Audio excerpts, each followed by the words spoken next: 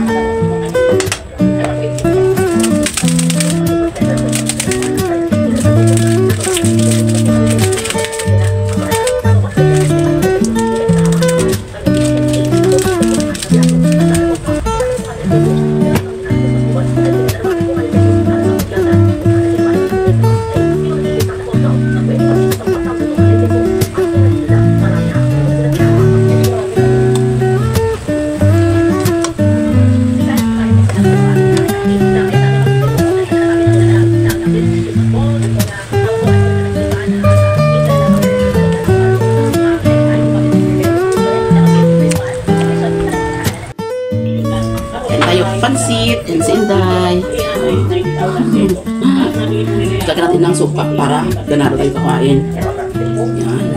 Tapos meron tayong chili garlic. Sarap po. Chili ba? Chili garlic para sa siomai. Bakit din nalagay pa ng suka? Para masarap. Makakawala ng umay. Tapos chili garlic. Ay, naku, masarap.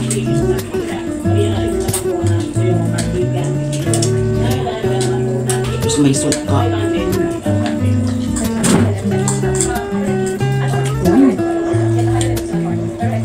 Masarap.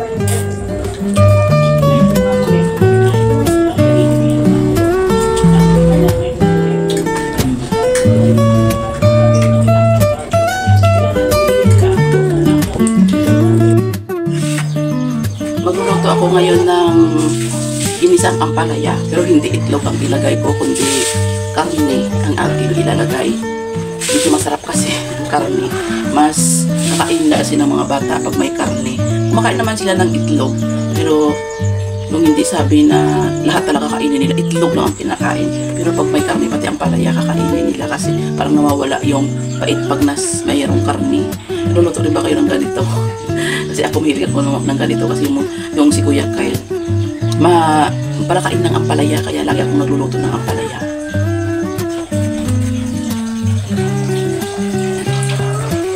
Tignan natin ang kaunti ng mantika para maigisa natin yung ating mga ricado o yung lamas natin. Wala kahiwa-hiwa na pala ako dito ng ating sibuyas, bawang at saka kamatis. Mas masarap ito pag maraming kamatis, maraming bawang, maraming sibuyas.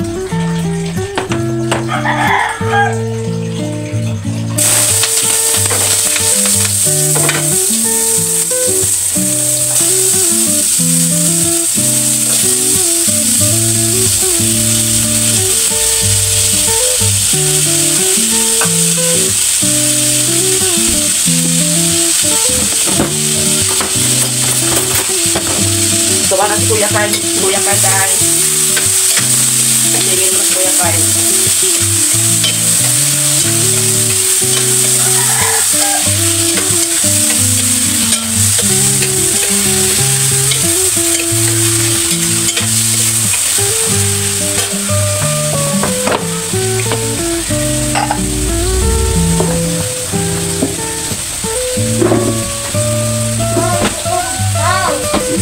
Wala naman, gising ka na.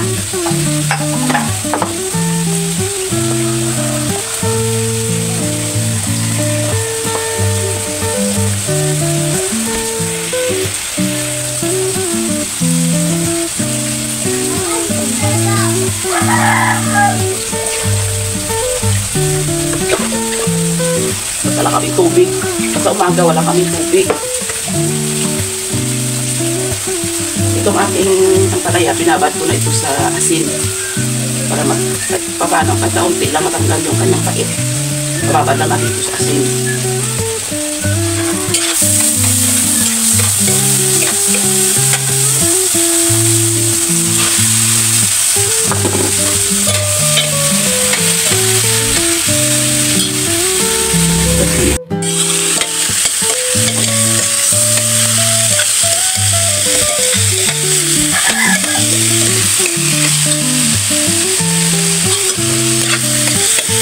Nagigisa lang natin itong ating karne dito sa ating mga ricado hanggang sa magmamantika talaga siya.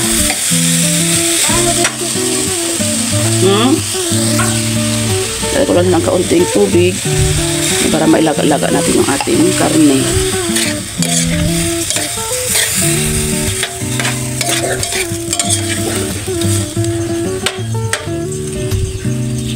Ayan siya.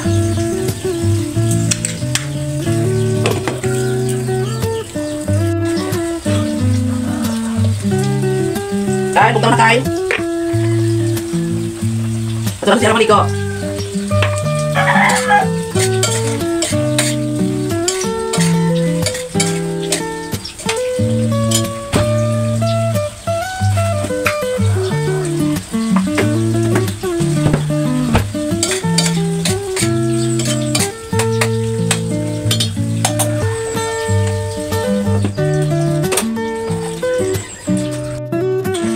Ito na yung ating karne. Pinadubo ko pala siya muna. Yan. Lagyan ko na ito ng mga pampalasa. Okay na yung lasa niya. Niluto-luto ko lang siya hanggang sa parang siyang matuyuan at tanggal yung sabaw. Saka ko ilagay yung ating ampalaya.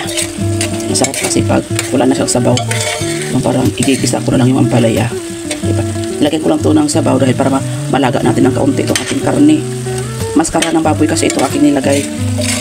Masarap ito kasi medyo malutong-lutong siya. Yan. Bayin ko lang talaga siya na matuyuan ng kaunti. Yung mamantika na ba siya. Tapos ilagay natin yung ating ampalaya. Yan. Takpan muna natin para matuyuan talaga siya. Parang matawag dyan. Yung maglambot pa. Ganon. At mayroon naman ako ditong pansit. Ulam namin ito kagabi. Ipainit ko lang ito para madagdag ulam ng mga bata. Yan. Hindi na ako nagsaing kagabi. Ito na yung kinain namin. Yan. Kasi itong pansit mabigat ito sa tiyan. Kaya hindi na ako nagsaing. Ito na yung ulam namin. Ito na rin yung kanin namin. Yan. Diba? Painit lang natin to pang dagdag ulam. Kainin na lang nila kapag wala ng kanin. Kakainin nila to. Hinaan ko lang yung apoy.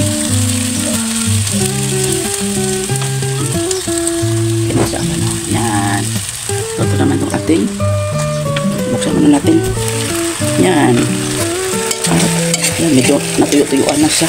Okay na ito. Ilagay na natin yung ating palaya. Yan.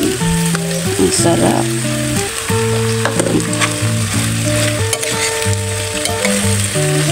Hinaan ko muna yung apoy kasi parang masusunog na siya.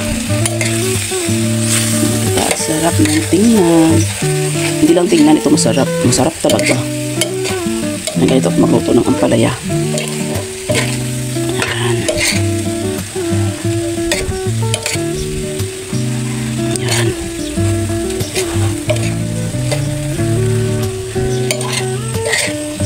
Diba? Masarap. So gusto ito ng mga bata pag ganitong ulam. Yan. Mga anak ko kasi sanay sa kain ng ng gulay. Lalo na si Kuya Kyle. Yan.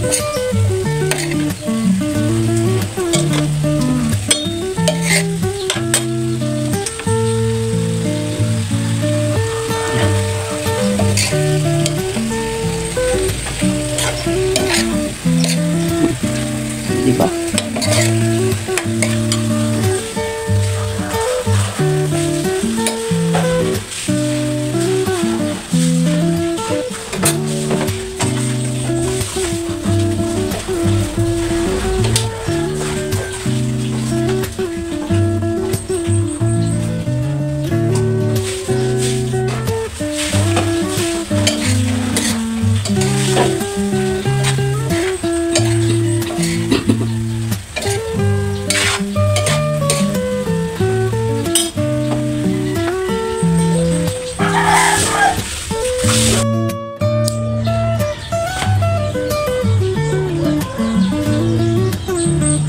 parang uulan.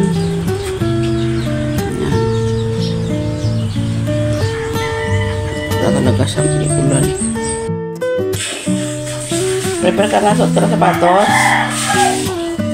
Si Inday nagbibihis na. Si Kyle hindi pa nakagising. Pagisingin natin. Kyle! Kyle! Kyle! Gising na, gising na. Gising. Gising na.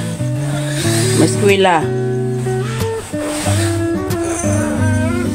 Bot na lang, kid. Ikaw, Day. Kasi Inday, walang problema yan. Basta gisingin mo umaga yan. Mabilis pa yan sa alas 4 maggising at maligo tapos magbihis. Pero pag lalaki, nako, ewan ko lang.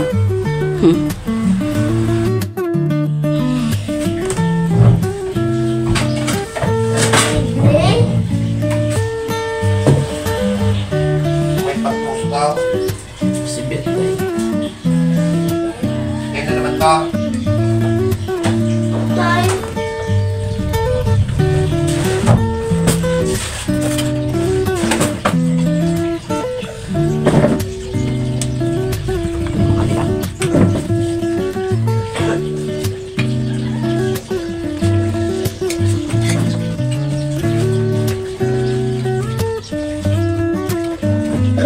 Kapatay ka, Mang.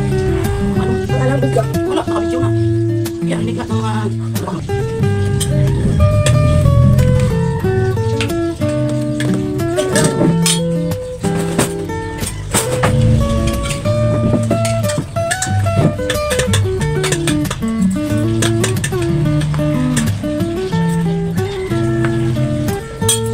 Magsikap ko mag-isila.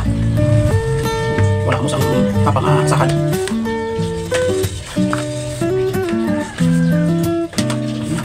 Tao na.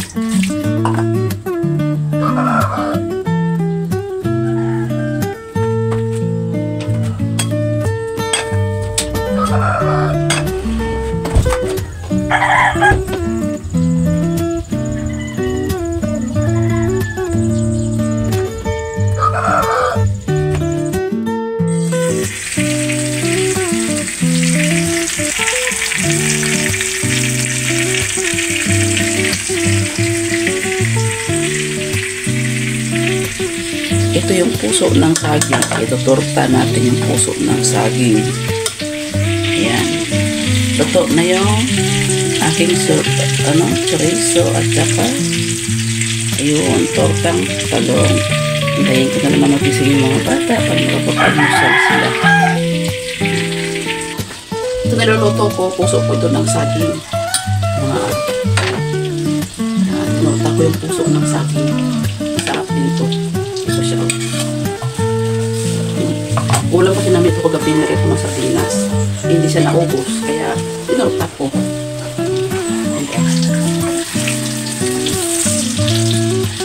Ano na ito? Yung recycle na ulam. Sayang naman kasi paborito ng mga bata ang ganito ng pagluto sa puso ng saging.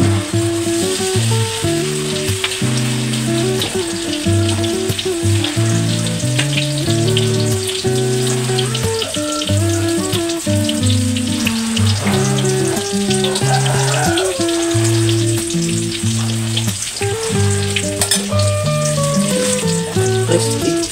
Masarap. Yan. Diba? Iba kayo ng puso ng saging. At ito na po yung ating ulam. Ayan. Yan si Inday.